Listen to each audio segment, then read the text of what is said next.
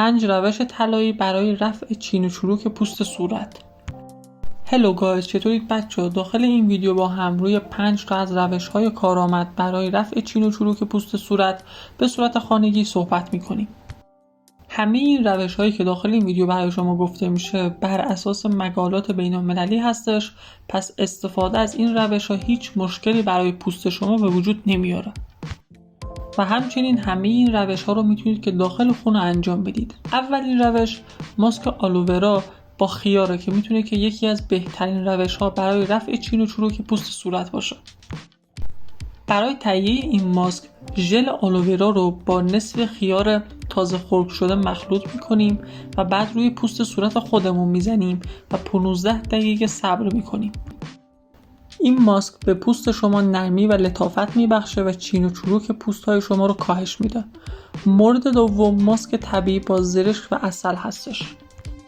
توی این روش ما زرشک رو با عسل، 1 قاشق عسل مخلوط میکنیم و سپس روی صورتمون میمالیم و 20 دقیقه صبر میکنیم و سپس هم با آب گرم صورتمون رو تمیز میکنیم و این ماسک میتونه که باعث شاداب شدن پوست ما بشه و همچنین چین و چروکش رو به شدت کاهش میده. ماسک و روش سوم ماسک ژله‌ای پرتقال با عسل هستش که ما 1 قاشق عسل رو با کمی پرتقال خرد شده مخلوط میکنیم که حالت خمیری به خودش بگیره. بعد روی پوست صورت خودمون میمالیم و بعد از اون 20 دقیقه صبر میکنیم و سپس صورتمون رو هم با آب گرم تمیز میکنیم. این کار باعث میشه که چین و چروک‌های صورتمون کامل رفع بشه و تبدیل بشه به یک پوست کاملا لطیف و نرم. روش سوم ماسک طبیعی آووکادو با روغن زیتون هستش که ما آووکادو رو با روغن زیتون مخلوط میکنیم.